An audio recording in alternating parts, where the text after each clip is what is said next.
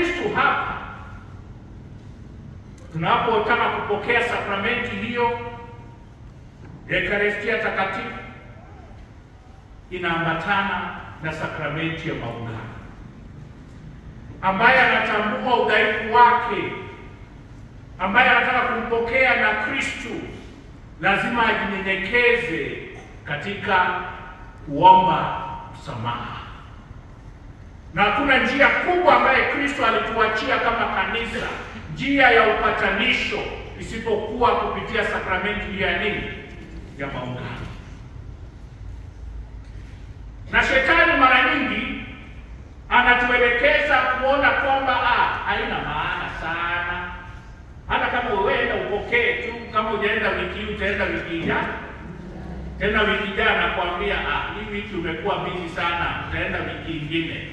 Kidogo mwaka unapita, kidogo mwaka mbili, miezi mitatu, baadaye unaona tu hata siendani na naendana tu kupokea.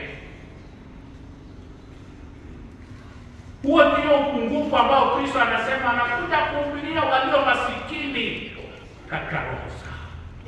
Atujaze na huo utajiri wa maisha ya kiroho, tutambue upungufu wetu na tutambue vile ambavyo Kristo hayupo pamoja nasi katika hali ya dhambi.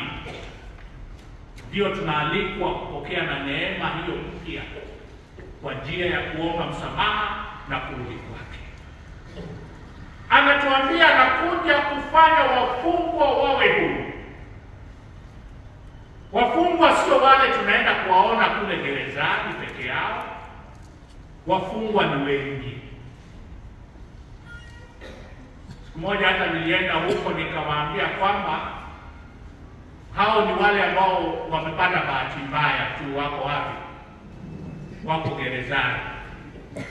Kama sisi sote tungekuwa tunahesabiwa mambo ambayo tumefanya, ni watu wachache sana wangekuwa huru hapa. Na ndio sababu hata katika Zaburi na hata wakati tunaimba tunasema, Bwana, kama ungehesabu maovu yetu, nani angefanya nini? Nani angesimama? Kama ungehesabu maovu yetu, nani angesimama? Kwa hivyo Kristo anasema anakuja kuwafungua, kuwafanya huru waliofungwa.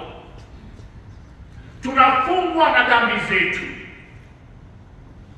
Tunafungwa na vitu ambavyo tunavitarajia na tunaviwekea mioyo yetu zaidi kumshinda Kristo. Na Kristo anataka tujifungue, tuondolewe katika mambo hayo ambayo yanatufunga. Na kweli akitufunga hatuwezi kumfikia Kristo. Wale ambao wamefungwa na mambo ya pombe, wale ambao wamefungwa na mambo ya madawa ya kulevya, wale ambao wamefungwa na dhambi fulani ambayo ni vigumu sana kuacha, wanahitaji kufunguliwa. Na hiyo ndio Kristo anasema anakuja kuwafungua, kuwafanya wawe huru.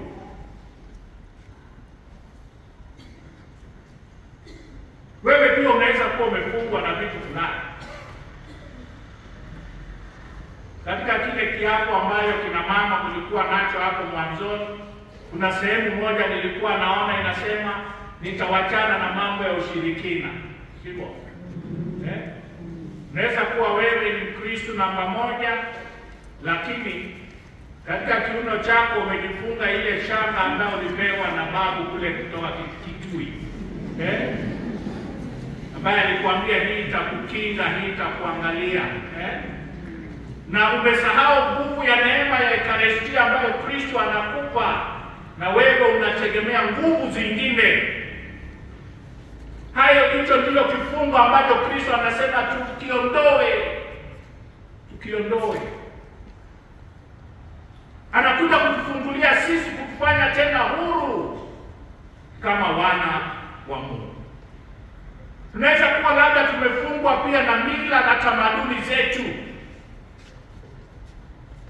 ambayo hatuachi sisi kumfuata Kristo katika njia iliyo sawa. Vifungo hivyo ndivyo Kristo anakuja na kusema anataka kutufungua na kutuondoa. Anasema anakuja kufanya wale ambao hawaoni waweze kuona, vipofu wapate kuona tena. Kuwa na upofu wa roho ni kuwa katika hali ya kwamba wewe haujapata ukweli wa Mungu. Na kama hujapata ukweli wa Mungu, unaishi katika giza. Unahitaji kufunguliwa macho uweze kuona mwanga wa Kristo. Na mwanga wa Kristo ndio wenye kulete matumaini. Aliye katika giza, aliye kipofu anaona giza tu. Lakini aliyefunguliwa macho anaona mwanga.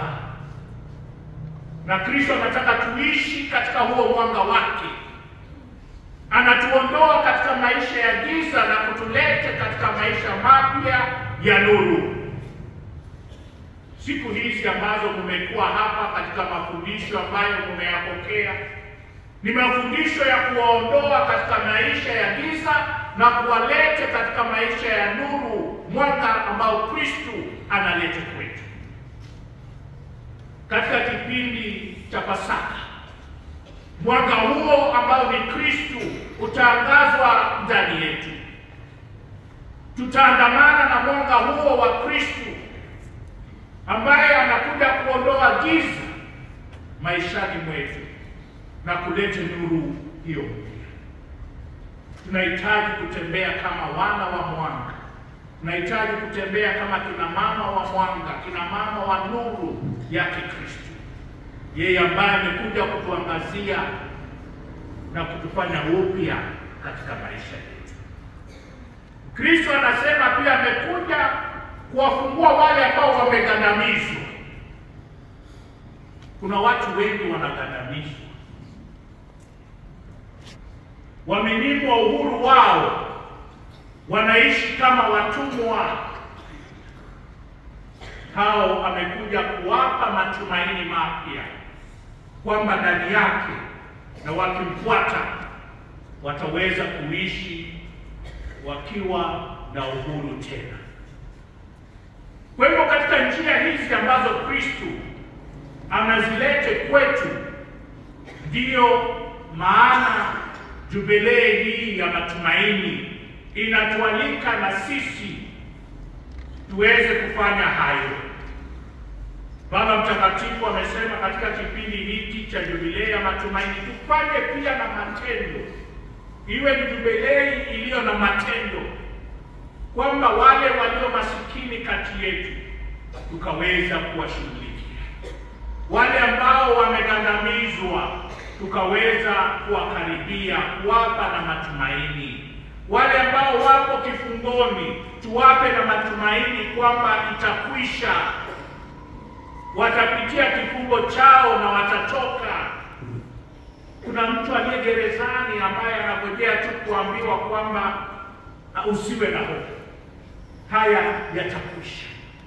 Sisi basi tukiwa kina mama tumealikwa kuwa maejenti wa matumaini hayo, ambayo ni matumaini ambayo hayapatikani pengine ila kwa Kristo mwenyewe.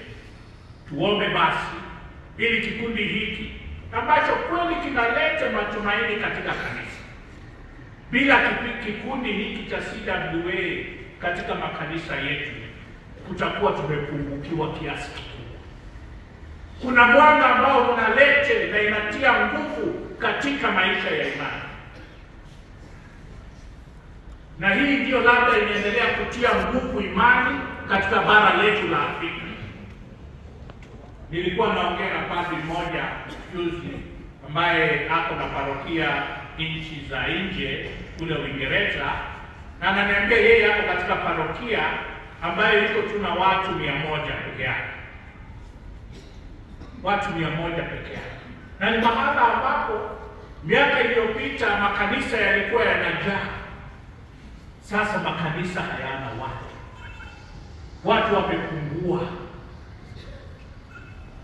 Mwanga wa Kristo umedidimia na giza imeanza kufanya nini?